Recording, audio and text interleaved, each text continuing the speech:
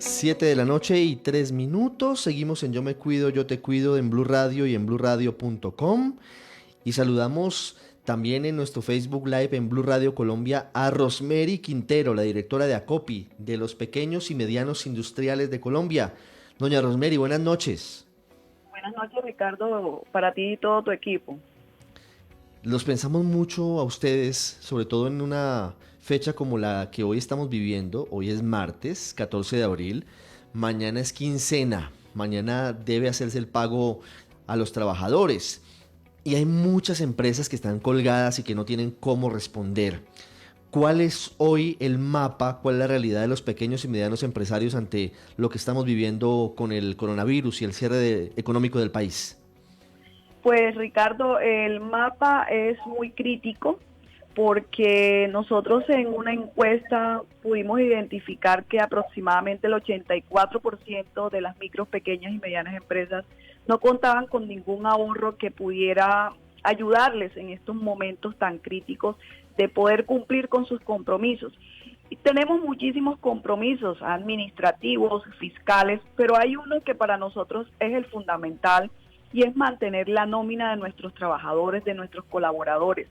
Pudimos cumplir con la primera quincena, la segunda pues hay mucha gente que tiene la opción, hace el sacrificio, pero otros que ya desde el primer día, cuando tú miras la microempresa, que son micros, que tienen que generar a diario para poder cumplir con sus compromisos diarios, ellos ya tienen situaciones muy complejas desde hace rato.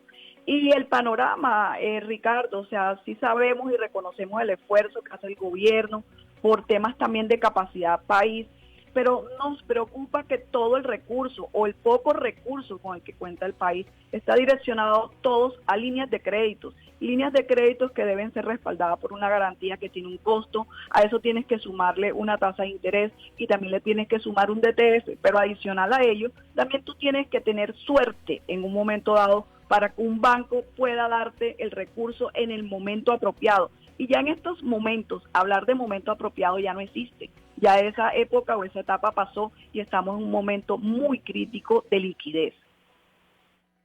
¿Cuál es el límite que tienen hoy en estadística las pequeñas y medianas empresas de caja, de dinero en efectivo, de liquidez para poder subsistir? Digamos, ¿cuál es ese límite que existe hoy? Mira, Ricardo, entre micro y pequeña, mediana, que aproximadamente son el 93%, ya no hay caja.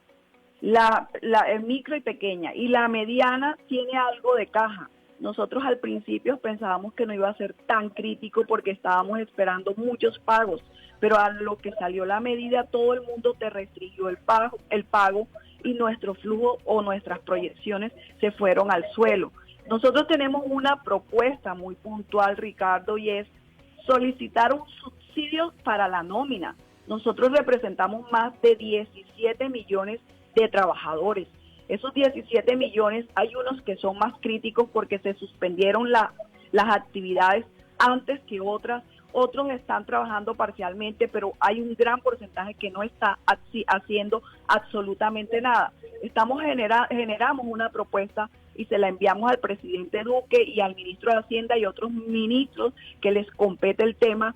Y nuestra propuesta es específicamente para aproximadamente 7.800.000 trabajadores y eso significaría 6.8 billones de pesos para poder cumplir la nómina a salario mínimo, Ricardo. No estamos hablando del salario real que puedan tener algunos de esos trabajadores, solo a salario mínimo.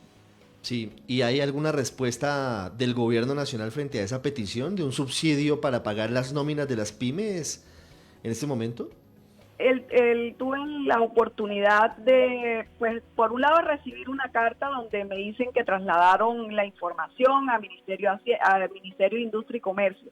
El viernes vamos a tener una reunión con el ministro de Industria y Comercio. Sin embargo, es fundamental Hacienda. También esa propuesta se la pasamos a Hacienda. Tuve la oportunidad hoy de preguntarle al doctor Zárate si dentro de las políticas públicas ellos están considerando el tema del subsidio a la nómina y dijo definitivamente que no lo están considerando, precisamente porque el país no tiene capacidad. Pero hay algo muy importante, Ricardo, el país de pronto no tiene capacidad en ese momento para poder suplir unas nóminas, pero también tenemos algo de recursos, pero lo estamos direccionando o todos focalizados a crédito, pero también estamos haciendo trámites de recursos o de créditos con las organizaciones multilaterales, que vale la pena cómo se proyecta auxiliar y subsidiar directamente la nómina. No estamos pidiendo plata para producir porque ¿qué opciones de producción tenemos en el momento? Simplemente responder por una nómina y proteger el empleo, que yo creo que el ministro de Trabajo también tiene que mirar qué otras opciones plantea,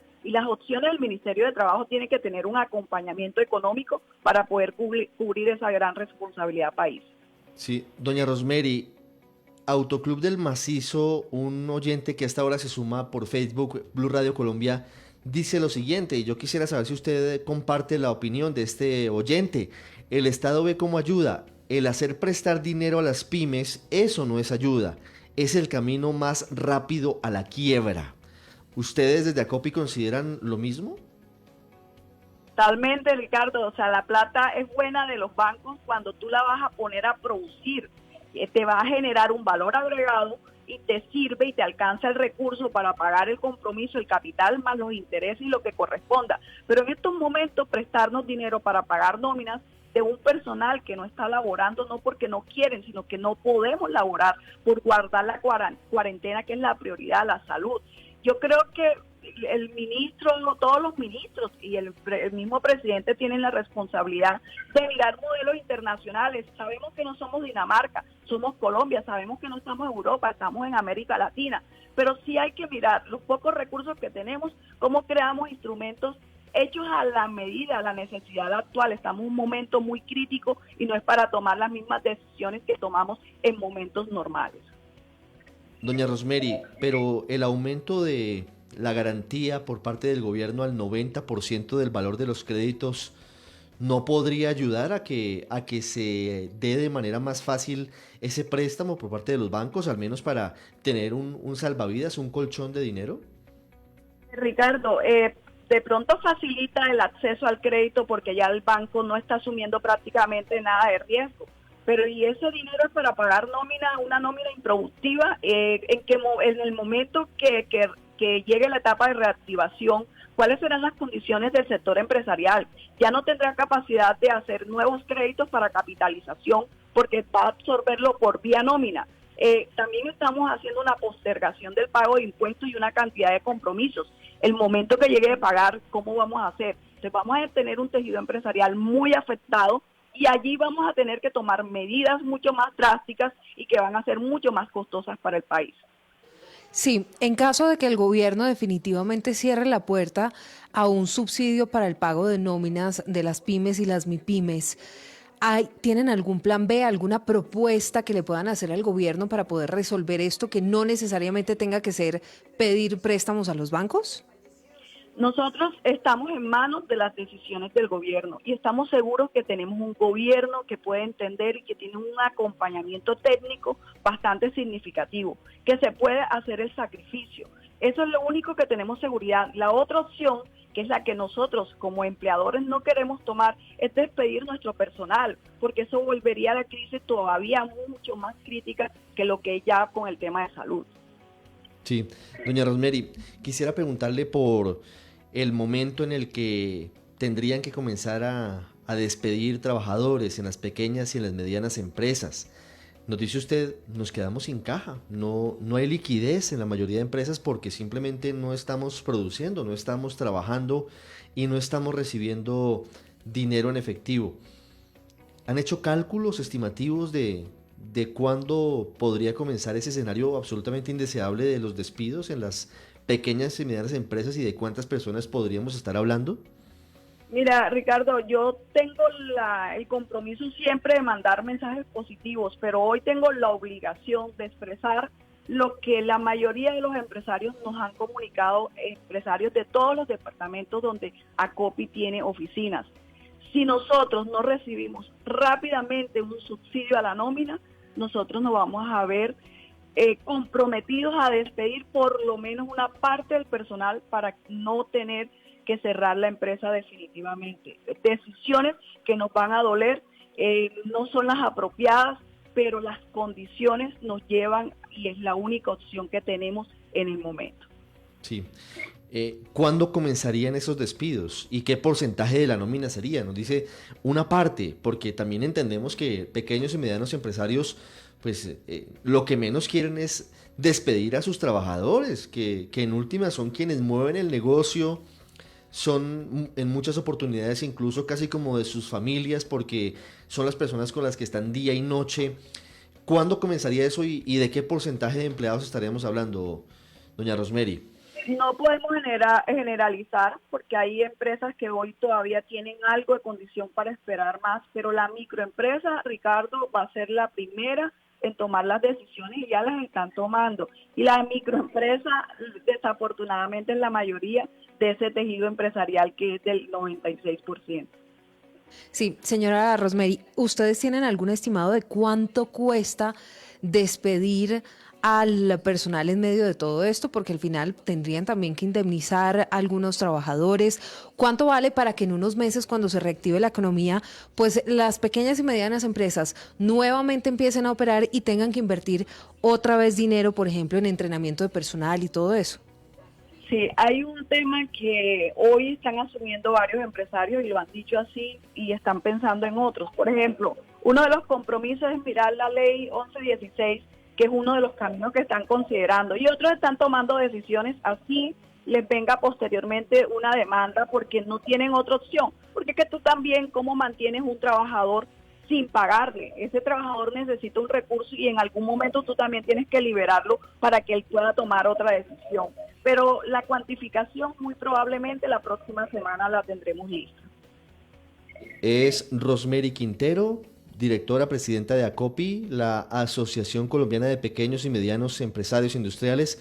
Doña Rosemary, muchas gracias por habernos acompañado en Blue Radio, en Yo Me Cuido, Yo Te Cuido, y ojalá haya nuevas medidas por parte del gobierno para evitar esta indeseable situación para miles, para millones de trabajadores en el país. Gracias por este espacio, Ricardo, y de tu equipo. Muy bien, es muy complicada la situación, Silvia, muy difícil.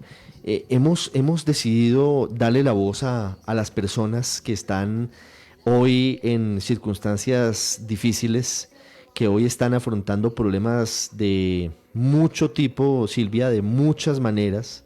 Y quiero que escuchemos a estas personas que se han contactado con Blue Radio y que nos han hablado y nos han dicho, mire, ya no tengo cómo subsistir, tengo muchos problemas desde muchos sectores. Voy a comenzar con Andrés Menéndez, Silvia. Es odontólogo.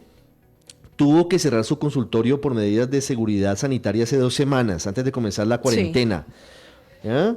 Y obviamente tiene congeladas sus actividades y no recibe un peso. Escuchémoslo porque dice que está en crisis. La situación que estoy viendo como odontólogo independiente con consultorio particular es terrible.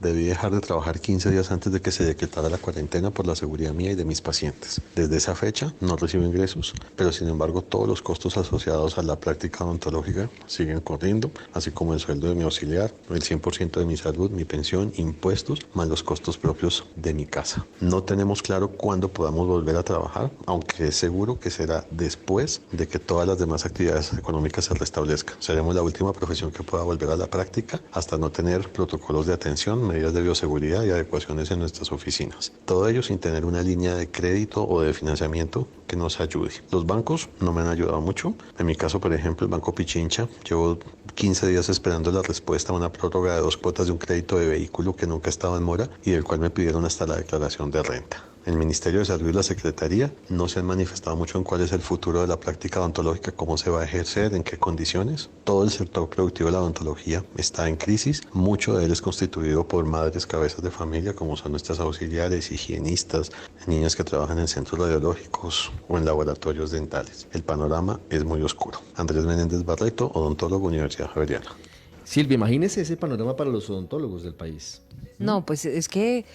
Y no solamente para los odontólogos, hay una cantidad de personas, Ricardo, pero es que, por ejemplo, el tema de los odontólogos es tremendo porque son independientes, muchos tienen créditos, como estábamos escuchando, es tan complicado y no pueden operar a menos de que, por supuesto, sea una emergencia por temas netamente sanitarios. Entonces, Sí, señora. eso, por supuesto, es muy complicado para todas las personas. Hay odontólogos Mire. independientes, bueno, en fin. Mire, don Marcos trabaja en una zapatería y por culpa de la cuarentena no pudo volver a sus labores. Y el zapatero, quien fabrica zapatos o quien los repara, pues no recibe plata, básicamente si no fabrica y si no repara zapatos. Esta fue la historia que le contó a Blue Radio. Trabajo para una microempresa de zapatería, la cual está cerrada por lo del coronavirus, ¿sí? Voy a completar un mes sin trabajar. Desafortunadamente, yo por el CISBEN, desafortunadamente salimos muy altos. Soy